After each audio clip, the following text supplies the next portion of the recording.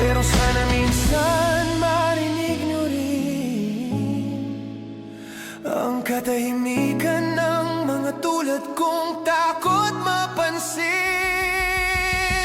Hindi mo kailangang palaging matatag, hindi mo kailangang laging magtagumpay agad.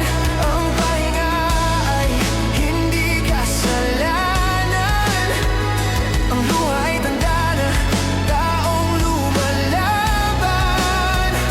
Hindi mo kailangang mauna sa dulo, basta't puso mo ay totoo.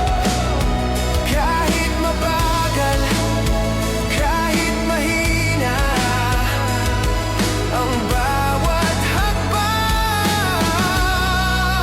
may halaga. May nag-aaral para makatakas, may nag-aaral para may mapatunayan, may nag-aaral para may makain, may nag-aaral dahil iyon ang tanging daan. May mga batang tahimik pero matalino, may mga batang